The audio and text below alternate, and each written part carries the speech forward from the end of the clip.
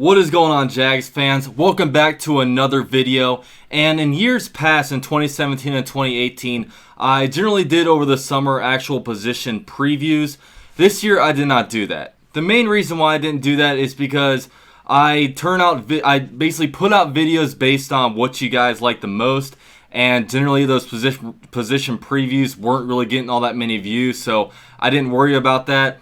The second reason was just time constraints, so that's another reason why I didn't do it. But instead of doing individual position previews, I just figured I would do a video basically briefly talking about every single position group on a team and really how I feel about that position group going forward. So without further ado, let's get it.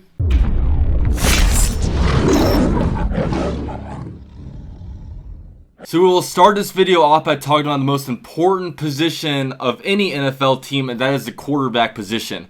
Obviously, this year we're doing a completely different thing at quarterback, where we no longer have Chad Henne, we no longer have Blaine Gabbert, and the most infamous player is quarterback Blake Bortles. This year we paid a bunch of money to quarterback Nick Foles, former Super Bowl champion. You guys all know about his story, and he's going to be leading the charge for us this year. So I'm really just in wait-and-see mode with Nick Foles. Obviously, he's been great. He's been not very good, and he's been about average. So hopefully he can be above average for us. But in the very least, if he is average and consistently average, he will probably be better than the quarterbacks that we have in years past. So it's going to be really the Nick Foles show. We also drafted Gardner Minshew out of Washington State in the 6th round of the 2019 NFL Draft, already earning a lot of fan favorites. And really with Minshew, it will definitely be a transition year for him. It's going to be a year for him to learn. If anything happens to Nick Foles, I'd be very, very worried, because I do not see Gardner Minshew being able to lead this team anywhere, at least in his rookie year. So we move on to the running back position. The running back position is obviously going to be led by Leonard Fournette. We drafted him at the number 4 overall pick in the 2017 NFL Draft. The whole entire offense ran through him in 2017 as we battled our way for a division title and into the AFC Championship game. But Leonard Fournette in 2018, he really lost a lot of trust with me. And a lot of you guys that have been watching my channel know that I have been very, very critical of Leonard Fournette, and I'm not going to do that in this video. But what I will say is that I had major trust issues with him. Can I trust that he's going to be healthy at every single game? Can I trust that he is going to be staying out of trouble throughout every single game? Because he's had suspensions every single year in 2017 and 2018. So while I am definitely cautiously optimistic about him, I know his ability. He's really just a generational talent. If you see what he does in college, really his whole entire tape is a lot different than really any other running back's tape. We need him to be similar to other running backs that have been drafted in the first round. Guys like Todd Gurley, Ezekiel Elliott, hell, even Christian McCaffrey has been doing work. Saquon Barkley, we need him to be in that category. And in order for him to do that, he needs to stay healthy. And he needs some help, obviously, from our offensive line. But with an improved passing game, the whole entire offense will no longer run through him, and it will hopefully help him out greatly. Now, behind Leonard Fournette, it's really not much. I mean, really the main guy I'm excited about is Raekwon Armstead, the running back that we drafted in the 5th round of this year's draft out of Temple. Very similar style runner to Leonard Fournette, downfield. I also don't think in college he was really able to play in a pass game as much as I think he could have been, and he is a really good runner out of the shotgun, so he's very used to zone run type of scheme. So I think he'll be a great number 2 running back for us. And I don't know if he's going to be really a number 2 running back to begin the season. I would think that maybe Alfred Blue maybe spell some carries after, Leonard Fournette. But if Leonard Fournette does go down, I would expect Raekwon Armstead to get those starts. But other than Leonard Fournette and Raekwon Armstead, I just said we have Alfred Blue, Benny Cunningham, Thomas Rawls. Really just a bunch of names, a bunch of guys that have kind of been around the league a little bit. So nothing to really, blow your hats off there. So next up, we have the wide receiver position. And while the wide receiver position, there's not a lot of star power on this receiving core, there are a lot of, I think, pretty decent players. The most proven Jaguar on the team is Dede Westbrook. He obviously had a really good 2018 season, and even in 2017, after he was lifted from the IR, he came in there and had pretty good impact. Now, in 2018, he was by far the best receiver for the Jaguars, raking in at 717 receiving yards and 5 touchdowns. Really the most productive by far wide receiver on the Jaguars in 2018, and he was really the star of the whole passing attack. But, other than that, we also have a few other guys. Terrell Pryor, he's had the most successful season of any current Jaguar on the team. In 2016, he raked in 1,007 receiving yards on 77 receptions. So obviously, that's been very good. But there are some downsides to Terrell Pryor. He's been on 9 different teams since 2013, and he's gone places and had very little impact. He signed a one-year deal with the Washington Redskins, a complete bust there. He didn't do much on a couple of his most recent teams, like the Buffalo Bills and the New York Jets, but hopefully with the Jaguars we can capture some of that 2016 magic, but we'll just have to wait and see. You also have a guy like DJ Chark. DJ Chark's probably the guy that I'm most excited about behind Dede Westbrook just because of his upside and potential. He is 6'4", 200 pounds, ran a 4.3 40 at the NFL Combine in 2018. So he's a guy that we invested a second-round pick in. He had less than 200 receiving yards in 2018, so he was very little impact. But I think he would be a great deep ball threat for a guy like Nick Foles, who generally does a lot. He's a very good deep ball thrower. And really to improve in 2019, I think he has to get a little bit of confidence because he looked a little timid in 2018 to me. And he's got to improve his hands. He's got to get on that ball throwing machine, whatever you call that, and get himself right on that. So another guy we have is Marquise Lee, obviously coming off a pretty devastating knee injury in week 3 of the 2018 preseason. And he's still not practicing right now in training camp, so he's got to be able to get himself right, but hopefully he can make an impact for us. You also have Chris Conley, who the Jaguars signed over in free agency from the Kansas City Chiefs, and he's been looking pretty good from what I hear. I'm not at training camp practices, unfortunately, so I have to take what I hear from people on Twitter on this kind of matter. And then Keelan Cole, could he have a bounce back year?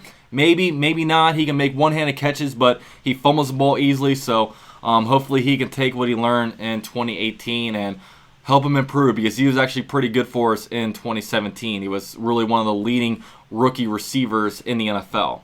So next up, we have the tight end position. The tight end position is not very exciting for the Jaguars. It's really being led by Jeff Swaim, the free agent that we signed over from the Dallas Cowboys, and Josh Oliver, our rookie that we drafted in the 3rd round of the 2019 NFL Draft. And really, I don't expect much from Jeff Swaim.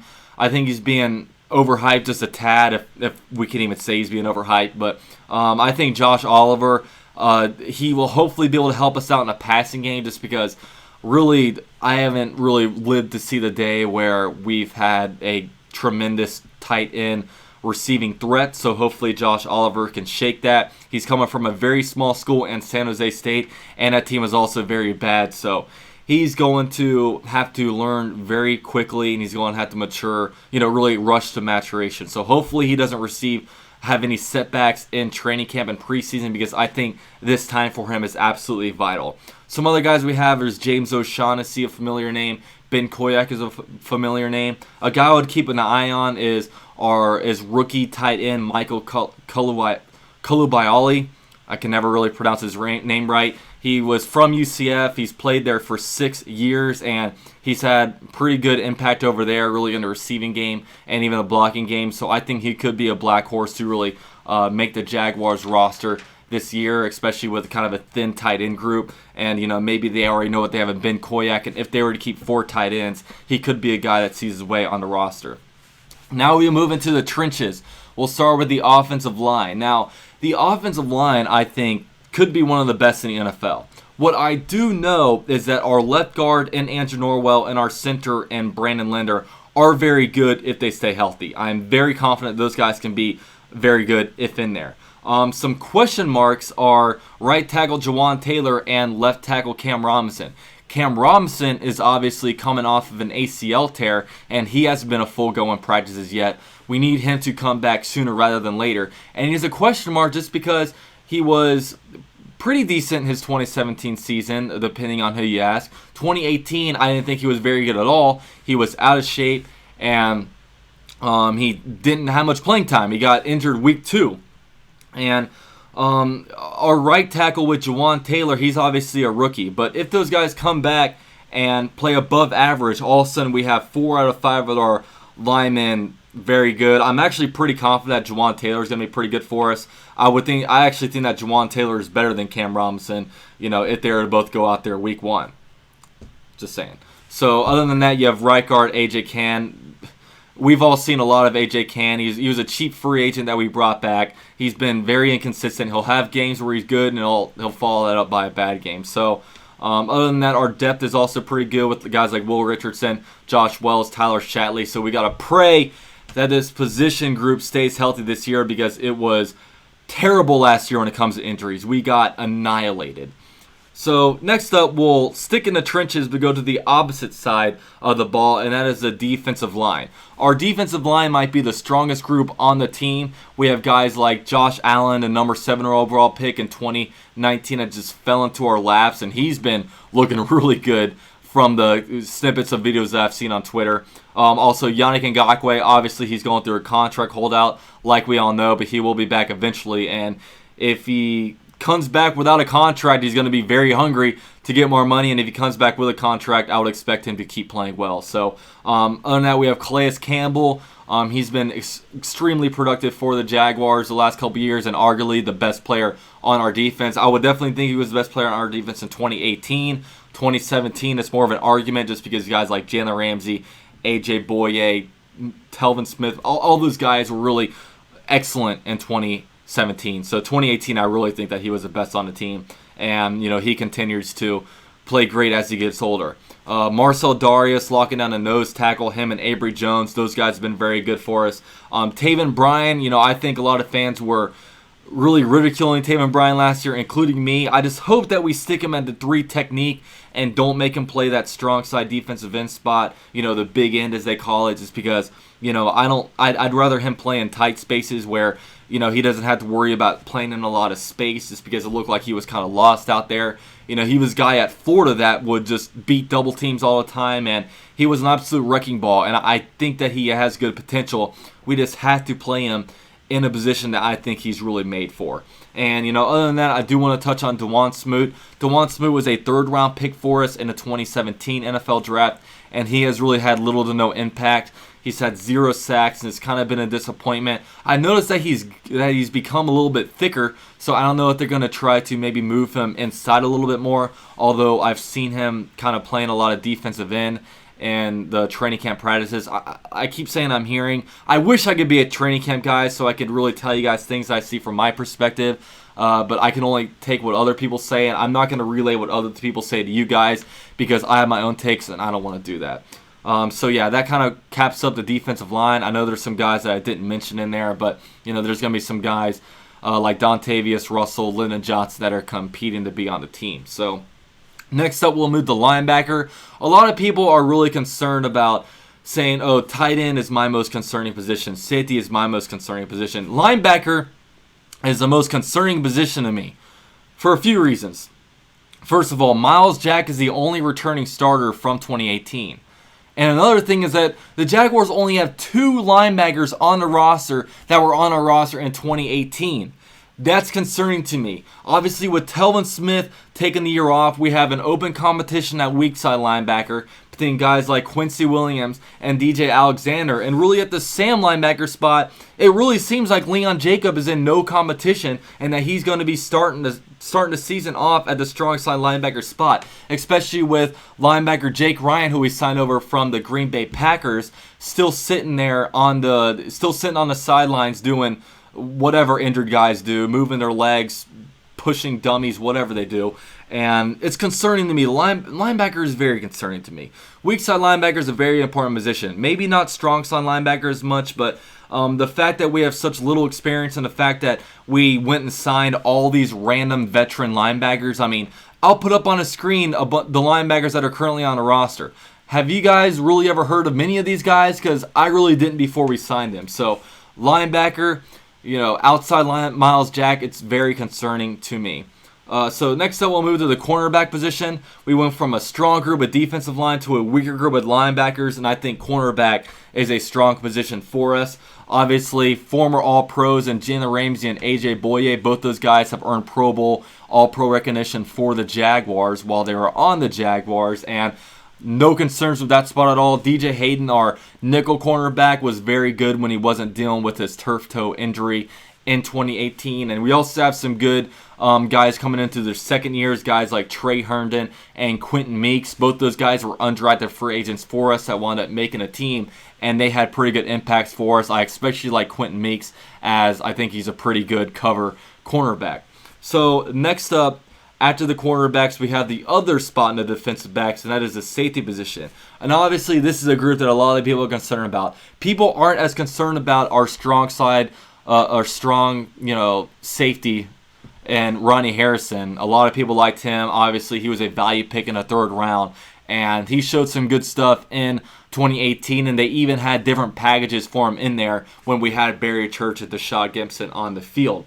But the other guy, the free safety, is Jared Wilson, and many people are a little bit worried about him. Now, Jared Wilson has quietly been on the team since 2016 after being undrafted out of Michigan, and I actually like Jared Wilson in here. He is a player that has been productive when his number has been called, and you also got to look at the fact that you can't be absolutely perfect at every position. Like we were paying pretty good money to safeties in the last few years of Barry Church and Deshaun Gibson, and at some point you got to cut ties with that and draft and develop. He may not have been drafted, but we have been developing him, and he has been with our been under Todd Wash for the last 3 years. So I expect good things out of Jared Wilson, and I am completely comfortable with him in there.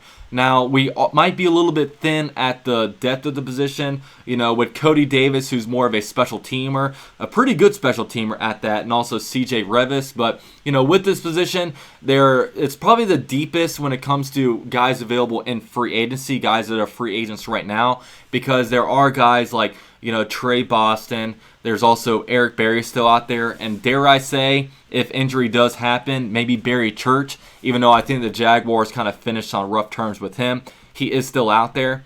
So there are some guys out there. One guy that I will be rooting for to make the roster is a guy named Fish Smithson, just because I think it's a hilarious name. But moving on. We will go to the special teams. I wasn't going to mention special teams, but there's going to be at least 2 or 3 of you guys in the comment section. And they're going to be like, what about the kicker? What about the punter? Okay, we're going to do this right now. This is for you guys. Obviously, Josh Lambo had signed a new contract with the Jaguars last year, and he's been phenomenal for the Jaguars. I don't think he's missed more than 3 field goals since being on the Jaguars in 2017. And he's hopefully the second coming of Scobie, if not better. We also have Logan Cook as our punter. We drafted him, and I believe it was a 7th round of the 2018 NFL draft. And while he had some inconsistencies his rookie season, he also showed a lot of good things. He's got a big leg, so hopefully he can improve on that after kind of shaking off the rookie nerves a little bit. And we also have Matt Overton at the long snapper position. He was signed in 2017 and 2018 after Carson Tinkers kept getting injured. I believe in 2017 he suffered an ACL tear, and in 2018 I think he had an ACL tear again. I could be wrong on that, but when your long snapper keeps getting injured, you got to find a guy that can stay healthy. So, yeah, that was my position previews at kind of a whole, just kind of throwing it at you guys. I hope you guys enjoyed the video. If you guys did, please drop a like for me. That's the best way for me to know that you guys are enjoying the content.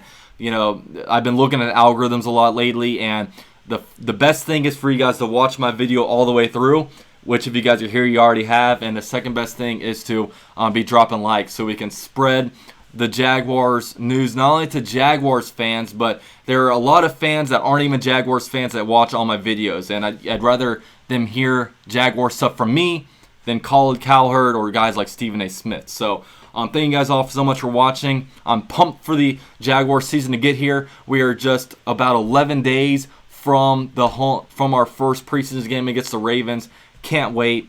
And thank you guys for watching. Go Jags.